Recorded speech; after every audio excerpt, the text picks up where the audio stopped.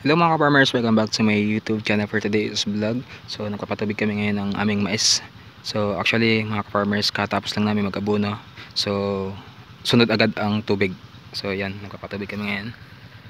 So ganyan yung pinakamaganda mga ka-farmers, na after nyo mag-abono ay papatubigan nyo na agad para talab na talab agad yung abono. Yan, nakikita nyo yung abono. Ayan, complete and 14-14. Ayan, nakikita nyo mga farmers. So sabay buntot agad ng tubig.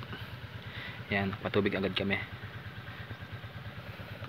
So ganyan yung pinakamagandang diskarte kapag nagmaisan ka, nagpaluan ka ng maisan.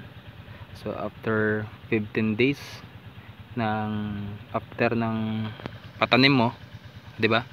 After mo magtanim, bumilang ka ng 15 days, so pwede ka na mag-abono nun at patubig. Yan. So unang abono to mga farmers. Yan. So ang sunod dito is yung top dress na pag medyo malaki na. Yan. So isang makina lang ang gamit namin ng kubota. So ang bilis magpatubig kasi ang bilis ng tubig niya. At kubota yung gamit namin. So yan yung papatubigan namin mga farmers. Yan. So ang bilis ng tubig. Per tudling ang aming pagpapatubig. Ayan na. So sa lupa na to ay medyo mabuhangin, kaya medyo matakaw sa tubig. And then unang patubig, ina-absorb pa, matakaw pa sa tubig kasi buhangin. Tuyo ang ano, ang lupa. Nalikabok pa.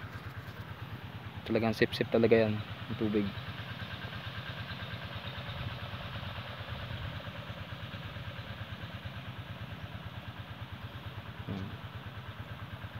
So after nito, doon naman kami sa kabilang line. Tatlong line kasi to. May mga pasipit kaming kanal.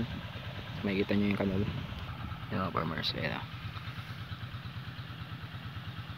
Kanal papunta dito sa maisan. So nilalagyan namin ng ano, pangsara para pwersa talaga yung tubig dyan. Mabilis dadalo yan sa per tudling. And then inaakay na lang namin kapag hindi naabot ng tubig. Inaakay na lang. So madali lang.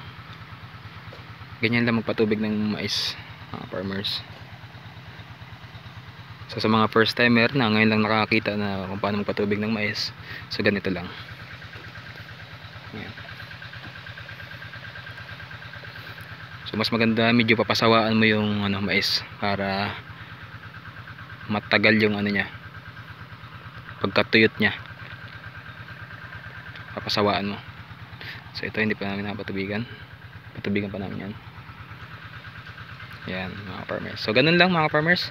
So salamat sa inyong panonood, salamat sa inyong pag-support. So don't forget to like, comment and subscribe. God bless us more. Thank you.